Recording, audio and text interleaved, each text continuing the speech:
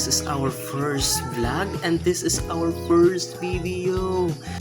So come with me and I will show you. Let's go! So we have 40 chicken, but we are not counting the small ones because they might get hurt if they were stopped on. Wow! My English is not giving, so don't judge. Don't judge. Let's go. As you can see, everyone, so this is their first house. So come with me and let's count the egg. Okay. So the first nest we have 4 eggs. Wow, thank you, Lord. And the second is no eggs. And third we have 6 eggs. Oh my god, that's a lot. And the fourth is no eggs. So let's go in the left side.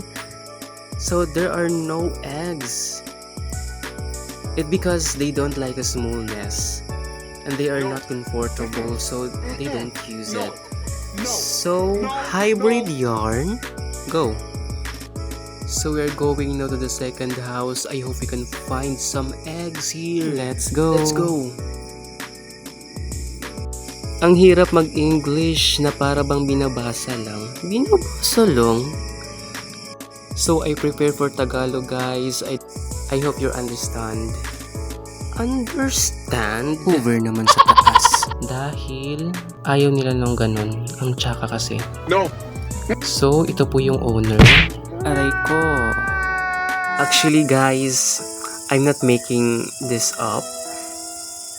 This is real. I really dump into it. I feel a little silly.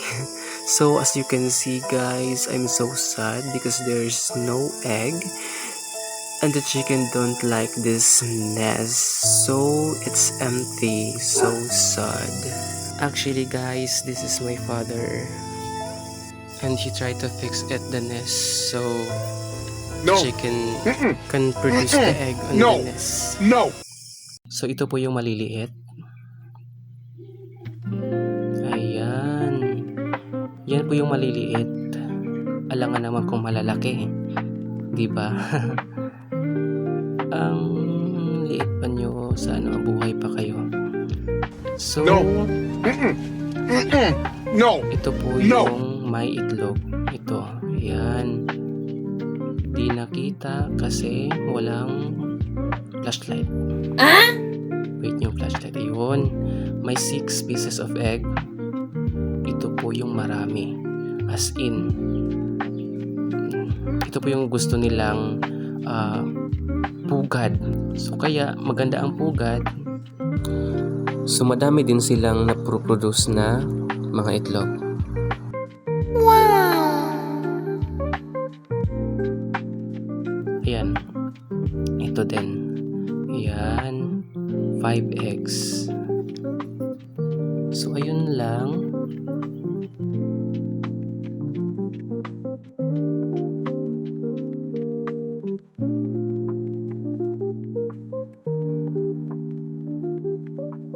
Since we have chicken, we have also quails or pugo. Come with me and let's take a look.